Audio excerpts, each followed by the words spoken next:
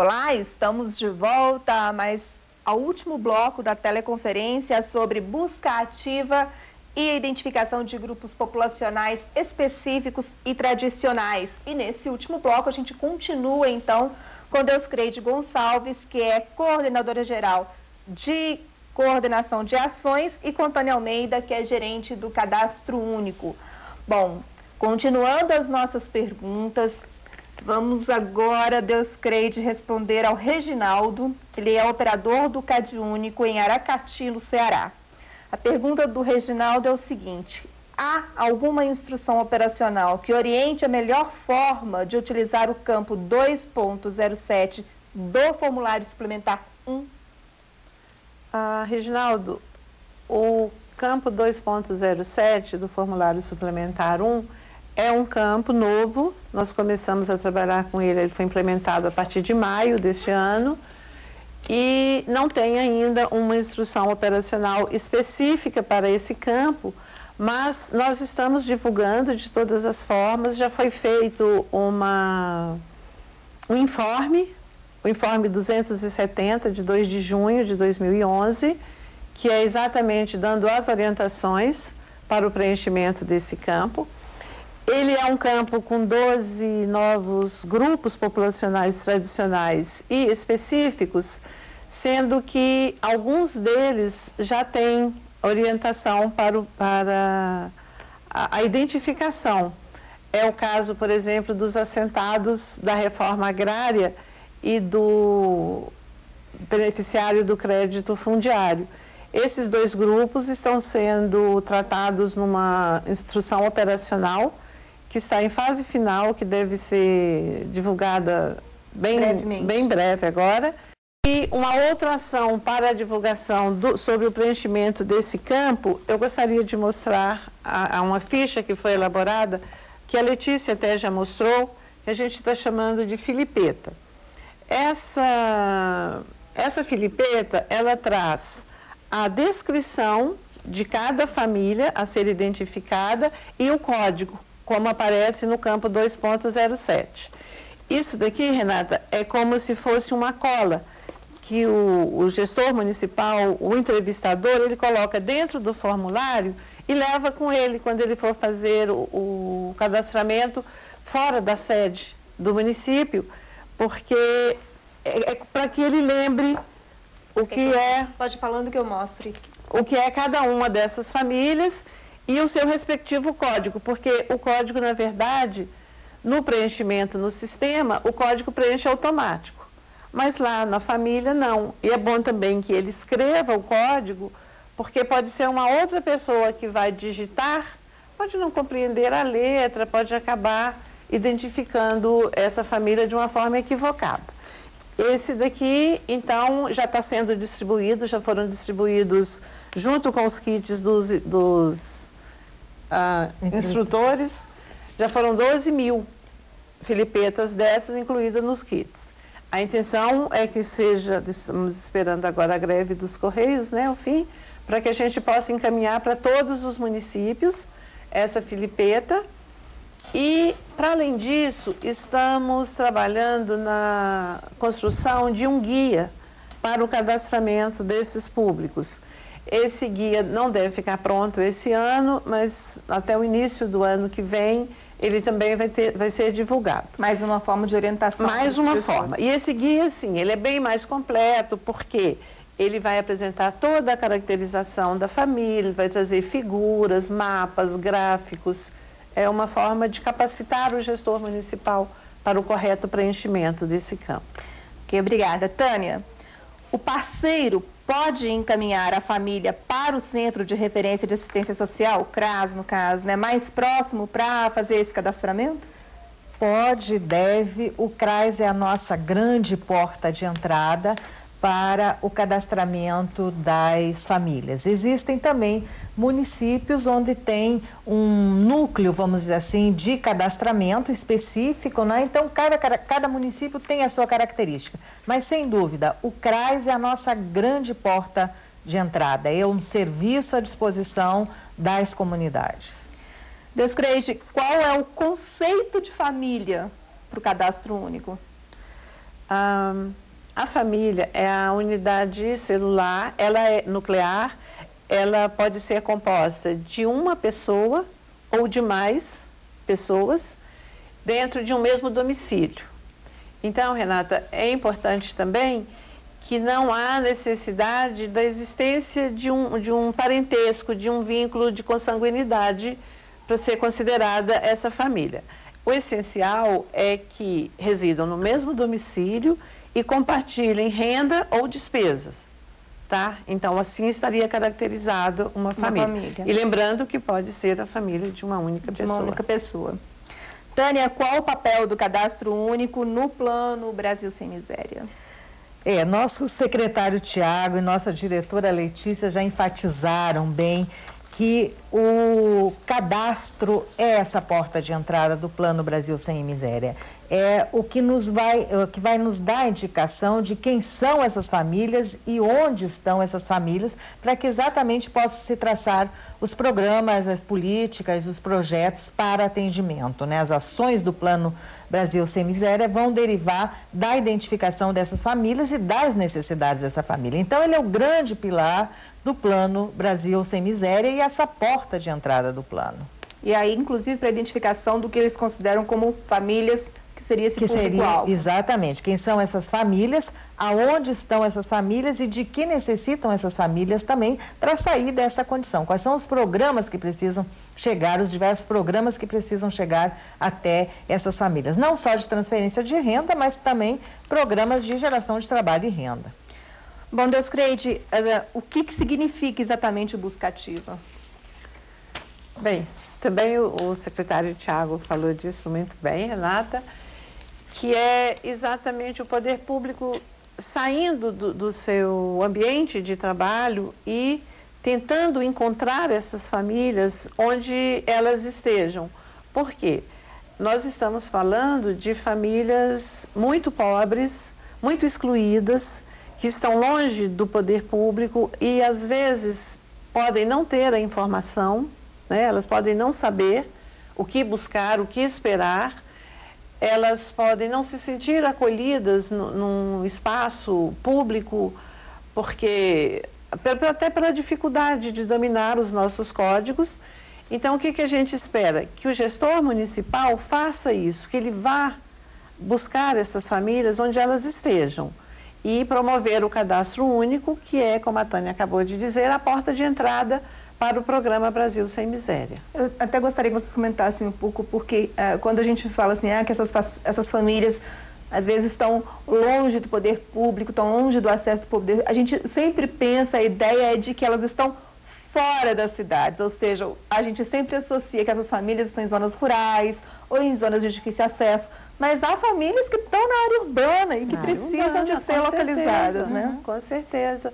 Os bolsões de pobreza que são conhecidos, apesar de estar dentro, de estar no centros urbanos, essas ações públicas não chegam até elas, né? E não chegam muitas vezes por estar zonas de conflito, então não tem acesso, né? Lá, então são parcerias que realmente precisam ser estabelecidas para chegar aonde se encontra essa família, né? Seja com a questão de segurança para chegar onde está essa família, nas áreas pacificadas, hoje extremamente bem mais fácil de chegar até lá, né? Mas ações que precisam ser feitas juntas com a área de segurança pública também, né? E também, claro, a área rural é extremamente complicada chegar, os acessos são difíceis, então daí uma coisa que nós temos batido muito nas nossas capacitações: cadastramento diferenciado. Identificar essas famílias de forma diferenciada significa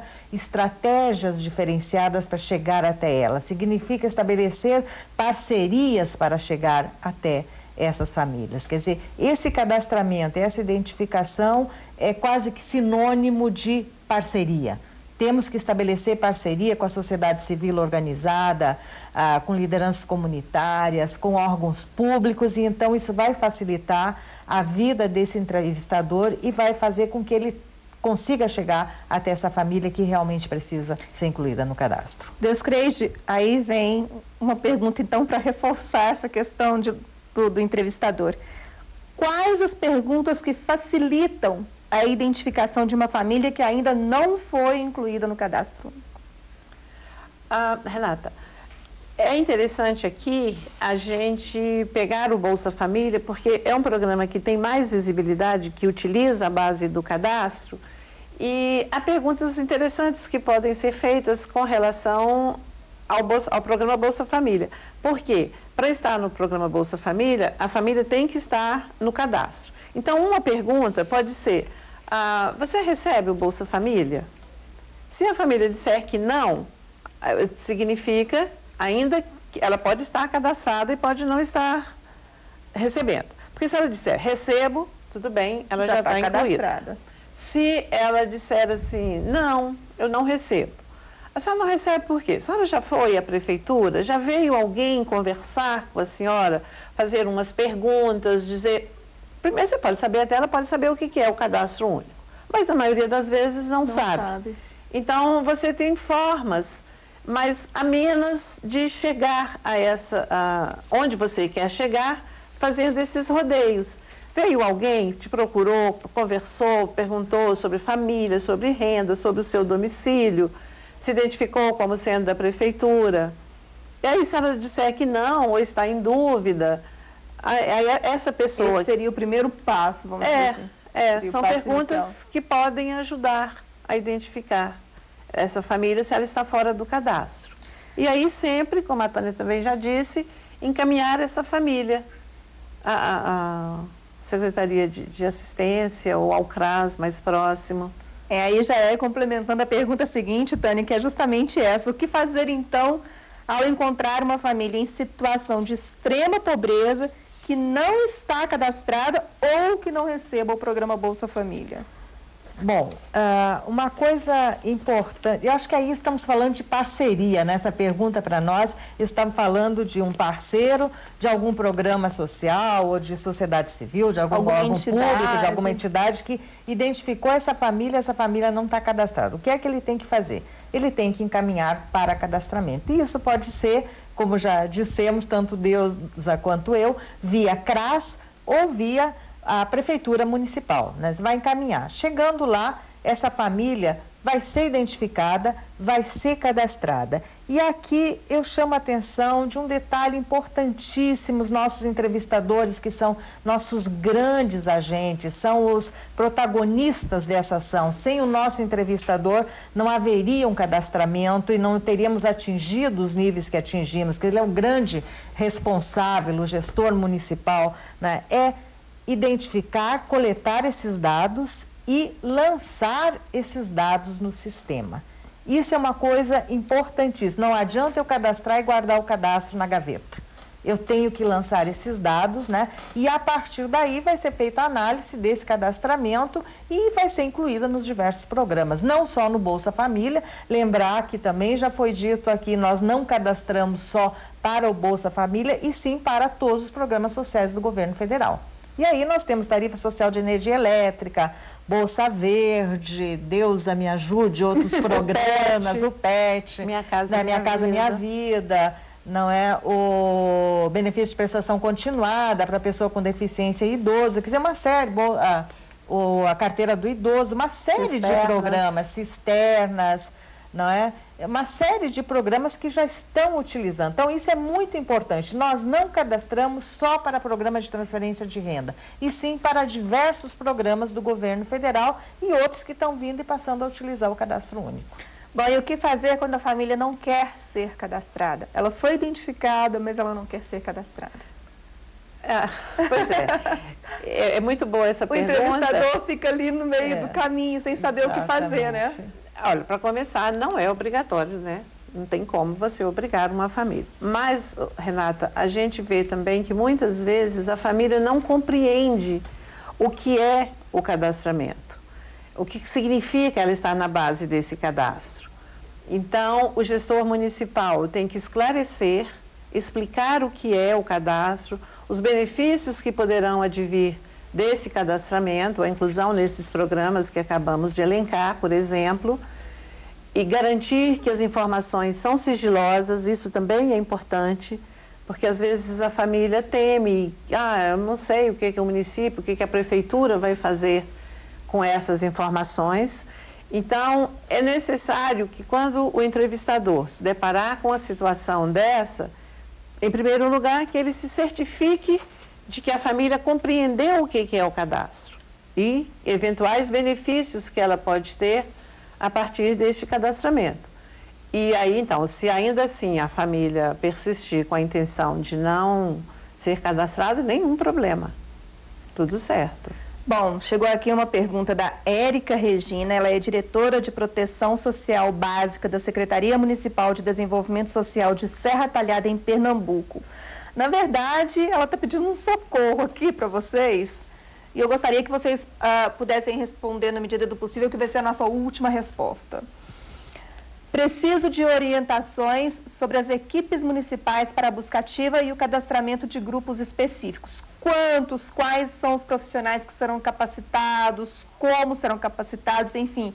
Ela tem uma dúvida geral sobre essa questão da capacitação do busca ativa para esses grupos específicos, se eles teriam ou não prioridade no busca ativa. Posso? Como é o nome da... Eu não guardei. Érica Regina. Érica, observe que quando nós falamos em busca ativa, em cadastramento de populações tradicionais específicas, não significa que estamos falando necessariamente de uma equipe diferenciada, de profissionais diferenciados. Estamos falando do mesmo entrevistador que vai ter estratégias novas para abordagem para chegar a essa família. Essas estratégias nós estamos capacitando todos os instrutores dos municípios dos diversos estados para que capacitem os entrevistadores. Essa responsabilidade, os estados que são nossos grandes parceiros estão assumindo no sentido de capacitar esses entrevistadores. Então, não é nada diferente do que ele já vinha fazendo. O formulário é o mesmo, a forma de acesso e de entendimento e de respeito às culturas, às especificidades dessas populações é que tem que ser alertado e orientado esse entrevistador.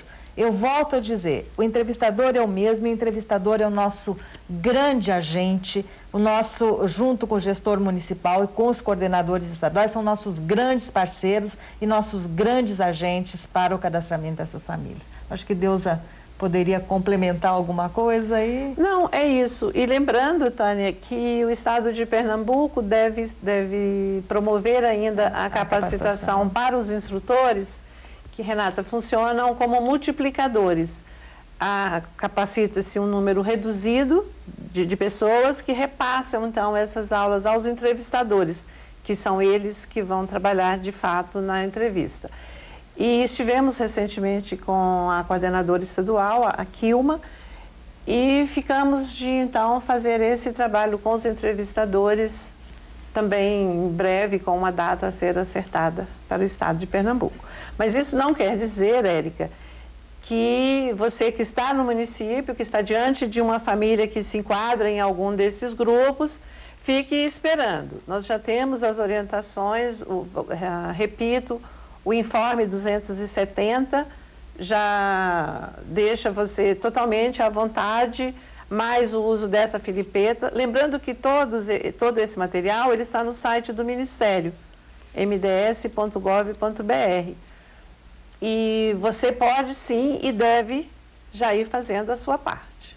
Eu agradeço muito a participação de vocês duas aqui com a gente na teleconferência. Deuscreide Gonçalves, coordenadora geral de coordenação de ações, e Tânia Almeida, que é a gerente do Cadastro Único do MDS.